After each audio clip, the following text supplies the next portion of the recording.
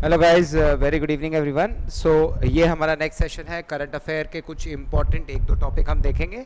तो पिछले जो टॉपिक में हमने देखा था लास्ट सेशन में, सिविल 101 चैनल पर आप जाकर चेक कर सकते हैं। तो उस टॉपिक में हमने कवर किया था बेसिकली इंडेक्सेस को देख रहे थे हम, ठीक है। उसमें प्रेस फ्रीडम इंडेक्स को हमने कवर किया था कि इंडिया की रैंकिंग क्या है। ये वाला पर्टिकुलर सेशन है, इसमें हम बात करेंगे हमारी प्राइम मिनिस्टर की विज़िट की, प्राइम मिनिस्टर के विज़िट की जो करी गई थी प्राइम मिनिस्टर के द्वारा, ठीक है। कहाँ पर? यूएई, प्रधानमंत्री की यूएई यात्रा पर आज बात करेंगे, ठीक है जी। तो रिसेंटली ही प्राइम मिनिस्टर नरेंद्र मोदी जी ने यूएई, यूनाइटेड अरब एमाइरेट्स में यात्रा की और बायलैटरल टाइज, भारत के जो रिश्ते हैं यूएई के साथ मजबूत किए, ठीक है। अब बहुत सारे समझौते इस यूएई विजिट पर देखने मिले। उस समय जो क्राइसिस था यूएसए और ईरान का, जिसमें अब फाइनली एक अग्रीमेंट पहुंच चुका है। कल ही यूएसए और ईरान एक फाइनल अग्रीमेंट पर आ गए हैं। उस पर भी एक सेपरेट कल मैं सेशन बनाऊंगा पूरा कंप्लीट, जिसमें हम टाइमलाइन देखेंगे कि इशू क्या था और ये जो अग्रीमेंट साइन हुआ यूएसए और ईरान के बीच में, ये किस प्रकार का अग्रीमेंट था। इसमें इजराइल की क्या भूमिका रही, क्या इजराइल आइसोलेट हो गया ग्लोबल लेवल पर, या इजराइल का एक बहुत बड़ा जो एजेंडा था ईरान को लेकर, क्या वो फेल हो गया, या ईरान इसमें विजेता बन कर निकला है, क्या यूएसए की हार हुई है या यूएसए विजेता बन के निकला है। उन सभी चीज़ों पर हम एक नेक्स्ट सेशन लेंगे। फिलहाल आज का जो विजिट रही है प्राइम मिनिस्टर की यूएई की, उसके बारे में हम बात करेंगे। अब इस विजिट में, प्रधानमंत्री की इस विजिट में बहुत सारे इश्यूज़ पर चर्चा हुई, ठीक है। बहुत सारे इश्यूज़ पर चर्चा हुई, अग्रीमेंट साइन किए गए। अब सबसे पहली बात तो टेक्नोलॉजी को लेकर चर्चा हुई, दूसरी बात एनर्जी को लेकर चर्चा हुई कि एनर्जी के क्षेत्र में इंडिया ने एक अच्छे रिश्ते, समझौते यूएई के साथ बनाने की कोशिश की, ठीक है। और एक strategic petroleum reserve partnership UAE के साथ करने की कोशिश की, ठीक है। अब ये basically energy security, enhance crude oil security और एनर्जी रेसिलियंस को प्रमोट करता है, ठीक है जी। दूसरा, long term LPG supply agreement. तो इस बेसिक युद्ध के अंदर ईरान और यूएसए का जो ये युद्ध चल रहा था, स्ट्रेट ऑफ हार्मोज के ब्लॉक होने के कारण सबसे बड़ी जो समस्या भारत देश में मिली वो क्रूड ऑयल के प्राइस का बढ़ना था। इसी की वजह से हमारे देश में पेट्रोलियम और डीजल की जो स्थिति है वो बढ़ गई, प्राइस बढ़ गए और एलपीजी की शॉर्टेज देश के सामने आ गई। और इसीलिए उस चीज़ को सर्टेन करने के लिए कि इस प्रकार की अनसर्टेनिटी दोबारा ना आए, एक long term LPG supply agreement sign किया, ठीक है जी। कि household fuel reduce supply uncertainty, ठीक है जी। तो एलपीजी, लिक्विफाइड पेट्रोलियम गैस जो है वो इंडिया के अंदर हम एक कुकिंग गैस की तरह, कि खाना बनाने वाला जो ईंधन होता है उसकी तरह हम इस्तेमाल करते हैं, ठीक है जी। तो दूसरा मेजर अग्रीमेंट जो साइन हुआ वो साइन हुआ एलपीजी को लेकर, जिसका मेन एम था to reduce supply uncertainty, supply uncertainty को रिड्यूस करना, कि सप्लाई बार बार ऐसा ना हो कि निर्भरता किसी एक देश पर या किसी एक पर्टिकुलर रूट पर रहे। तो इस चीज़ को कम करने के लिए किया गया, ठीक है। और इसके अलावा हाउस होल्ड फ्यूल सिक्योरिटी को इंक्रीज़ करने की बात करी गई। हाउस होल्ड सिक्योरिटी को, फ्यूल सिक्योरिटी को इंक्रीज़ करने की यहाँ पर बात करी गई। इसके अलावा एनर्जी प्लानिंग को इम्प्रूव करने की बात करी गई और इंडिया के अंदर जो ऊर्जा के क्षेत्र में बढ़ रही डिमांड है उसको एड्रेस करने की बात करी गई, ठीक है। उसको एड्रेस करने की बात करी गई। तो इसके नाते ये एलपीजी सप्लाई एग्रीमेंट हमारा साइन होता है यूएई के साथ।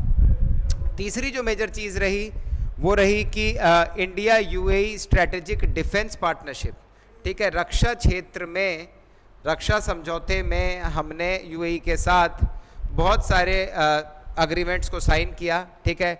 डिफेंस टाइज को, डिफेंस पार्टनरशिप को मजबूत किया। सबसे पहली बात तो डिफेंस मैन्युफैक्चरिंग को बढ़ाना, डिफेंस मैन्युफैक्चरिंग को बढ़ाना। उसके बाद एक तरीके से मिलिट्री इनोवेशन है उसको प्रमोट करना, मिलिट्री इनोवेशन को प्रमोट करना। फिर साथ में मिलके यूएई के साथ आर्म्ड फोर्सेस की ट्रेनिंग करवाना, आर्म्ड फोर्सेस की ट्रेनिंग कराना, ठीक है। तो ये सारे bilateral defence cooperation, manufacturing and innovation का अग्रीमेंट इंडिया ने प्रधानमंत्री नरेंद्र मोदी के नेतृत्व में साइन किए अग्रीमेंट्स, ठीक है। इसके अलावा डिफेंस के क्षेत्र में साइबर सिक्योरिटी साइबर सिक्योरिटी के क्षेत्र में यूएई के साथ कोलैबोरेशन की बात कही, यूएई के साथ कोलैब करने की बात कही साइबर सिक्योरिटी के क्षेत्र में, ठीक है जी, साइबर सिक्योरिटी के क्षेत्र में यूएई के साथ कोलैब करने की बात कही और प्रमोट करने की बात कही, ठीक है। इसके बाद गुजरात का जो वाडनगर मैरीटाइम इंफ्रास्ट्रक्चर प्रोजेक्ट है उसको लेकर काफ़ी सारी संधि और बायलैटरल अग्रीमेंट्स साइन किए गए यूएई के साथ, यूएई के साथ, ठीक है जी, यूएई के साथ। अब ये जो प्रोजेक्ट है ये बेसिकली प्रमोट करेगा एक इंडस्ट्रियल इकोसिस्टम को, मैरीटाइम इंडस्ट्रियल इकोसिस्टम को। ये गुजरात का जो वाडनगर मैरीटाइम इंफ्रास्ट्रक्चर प्रोजेक्ट है, it will promote maritime trade infrastructure, ठीक है, जो समुद्री रास्ते से ट्रेड होती है उसको इंप्रूव करने की यहाँ पर बात करी गई इस अग्रीमेंट में, ठीक है। फिर इसी में शिप रिपेयर का इंफ्रास्ट्रक्चर बनाया जाएगा जिससे शिप वगैरह आए, कार्गोज आए तो उनके रिपेयर का काम यहीं इस पोर्ट पर किया जा सके, इस प्रकार का एक एटमॉस्फेयर बनाया जा सके, ठीक है। मरीन इंजीनियरिंग ग्रोथ की बात करी गई, मरीन इंजीनियरिंग ग्रोथ की बात करी गई इस पर्टिकुलर एग्रीमेंट के अंदर, मरीन इंजीनियरिंग ग्रोथ की बात करी गई। इसके अलावा पोर्ट लिंक इंडस्ट्रियल एक्टिविटी, ठीक है, दूसरा एक पोर्ट के लेवल पर अच्छी सर्विस देने की बात करी गई, ठीक है, कि जितना हो सकेगा एक अच्छी सर्विस प्रोवाइड की जाएगी, जितना हो सकेगा एक अच्छी बेहतरीन सर्विस प्रोवाइड करी जाएगी under Gujarat Vadnagar maritime infrastructure project, ठीक है जी। इसके बाद साइन होता है skill development push for maritime workforce, ठीक है, maritime workforce, skill development push for maritime workforce, ठीक है।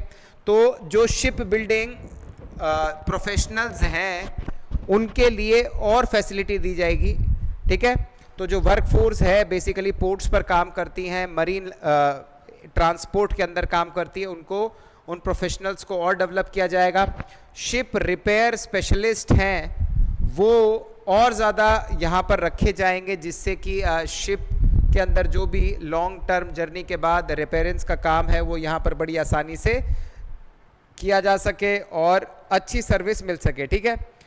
मैरीटाइम इंजीनियरिंग टैलेंट को डेवलप किया जाएगा, ठीक है, और इंडस्ट्रियल मैरीन सर्विसेज को डेवलप किया जाएगा इस पर्टिकुलर अग्रीमेंट के अंदर। तो ये समझौता साइन होता है। इसके बाद इंडिया यूएई एआई पार्टनरशिप, ठीक है। तो कहते थे गाइस पहले कि petrol is the new gold, लेकिन आज के समय petrol is the new gold phrase को रिप्लेस कर लिया है data is the new gold. अब डेटा जो कंट्रोल करेगा वो आने वाले टाइम पर ग्लोबली एक सुपर पावर की तरह इमर्ज करेगा और उसमें बहुत महत्वपूर्ण रोल निभाने वाला है एआई, ठीक है, एआई।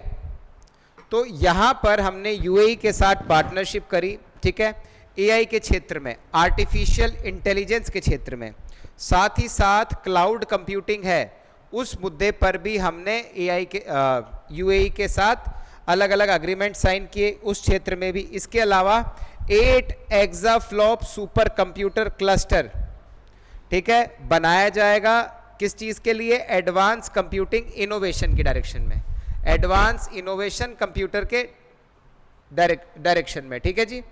और लार्ज स्केल डेटा एनालिटिक्स को प्रमोट किया जाएगा, एडवांस इनोवेशन कम्यूटेशन के रास्ते पर दोनों देश एक साथ मिलकर चलेंगे under India UAE AI partnership, ठीक है जी। तो एआई के क्षेत्र में इट इज़ वेरी इंपॉर्टेंट, हमारे यहाँ पर एआई के क्षेत्र में काफ़ी अच्छा काम चल रहा है। Private sector as well as public sector दोनों ही, सरकार और प्राइवेट सेक्टर दोनों ही एआई के उसमें जा रहे हैं, क्योंकि हमारे जो नेबर हैं चाइना वो एआई के फॉर्म में they are very very ahead of us, और ये हमारे लिए भी एक टेक्नोलॉजिकल चैलेंज है कि जो मार्केट अब एआई के द्वारा रिप्लेस किया जा रहा है, जनरल कन्वेंशनल मार्केट एआई के द्वारा रिप्लेस किया जा रहा है, तो उस अब सस्टेनेबिलिटी के तौर पर हम किस तरीके से अपने यहाँ के टेक एनवायरनमेंट को बदलें, ठीक है।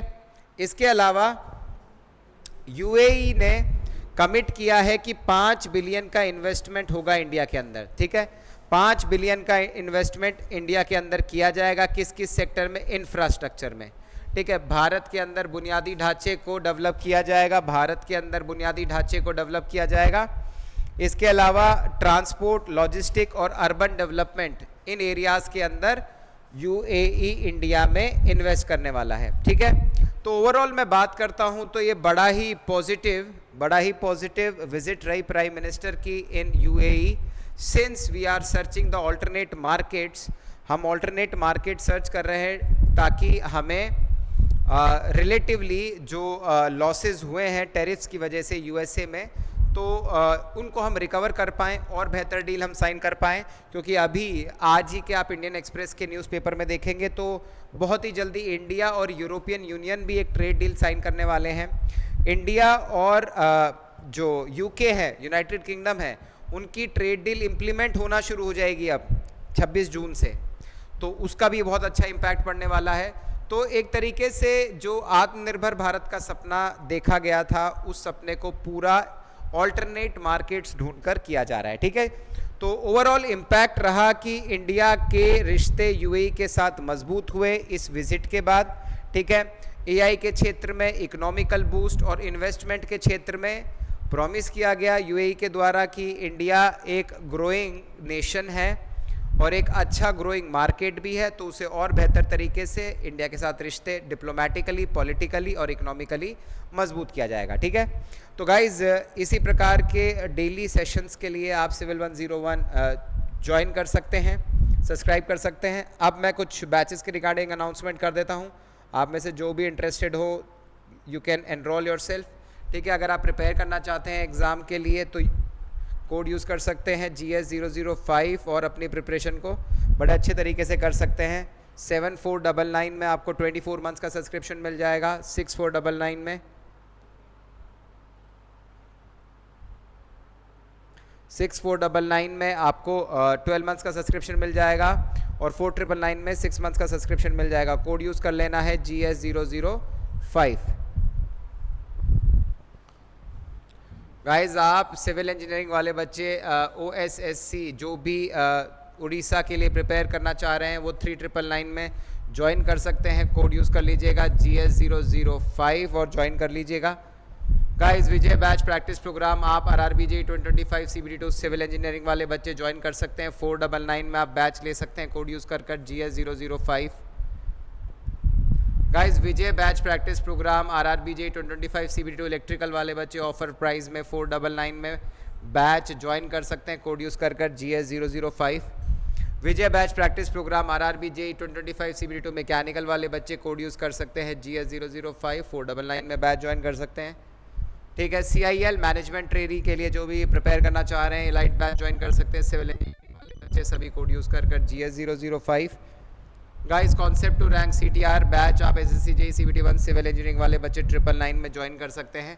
कोड यूज़ कर GS005।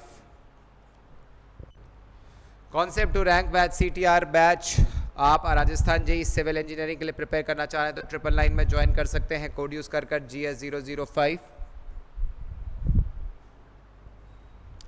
CTR बैच MP सब इंजीनियर 2026 सिविल इंजीनियरिंग वाले बच्चे 999 में बैच ज्वाइन कर सकते हैं। कोड यूज़ कर GS005। बैच आप HPR CA JEE 2026 civil engineering वाले बच्चे 3999 में बैच ज्वाइन कर सकते हैं। कोड यूज़ कर GS005। Drishti batch guys SSC JEE 2026 CBT1 CBT2 civil engineering वाले बच्चे सभी कोड यूज़ कर लेंगे GS005 और बैच ज्वाइन कर लेंगे। दृष्टि बैच इलेक्ट्रिकल वाले बच्चे ज्वाइन कर सकते हैं GS005 कोड यूज़ करके। दृष्टि बैच मैकेनिकल वाले GS005 कोड यूज़ करके ज्वाइन कर सकते हैं। RSM SSB JEE civil engineering वाले बच्चे आपको अगर फुल बैच चाहिए तो 3999 में आप ज्वाइन कर सकते हैं। इस बैच को लाइव रिकॉर्डेड दोनों फॉर्म में एक्सेस कर सकते हैं। अरावली बैच कोड यूज़ कर लीजिएगा GS005 आपको बेस्ट पॉसिबल प्राइस में मिल जाएगा। आपको क्या क्या प्लस फीचर्स मिलेंगे? रेज हैंड का option, class handout, in class poll, daily practice problem, educator community, आराम से घर पर बैठकर पढ़ने का मौका, स्टडी मटेरियल PDF फॉर्मेट में, अनलिमिटेड एक्सेस सभी कोर्सेज का और टॉप एजुकेटर्स के साथ एक ही प्लेटफॉर्म पर पढ़ने का मौका। कोड यूज़ करना है GS005 और सारे प्लस फीचर्स आपको यूज़ कर लेने हैं। ये गाइस ऐसे ये सभी CBT1 क्वालिफाइड टॉपर स्टूडेंट्स हैं जिन्होंने अनअकैडमी के साथ प्रिपेयर किया। ठीक है, टेलीग्राम कम्युनिटी आप ज्वाइन कर लीजिएगा। सो गाइस इसी टाइप के सेशन के लिए सब्सक्राइब कर लीजिएगा, सेशन को लाइक कर दीजिएगा, और बैचेस वगैरह चाहिए तो डिस्क्रिप्शन में लिंक है, आप जाकर वहाँ से ज्वाइन कर सकते हैं, ठीक है। So thank you everyone, next session में मिलते हैं, बाय बाय।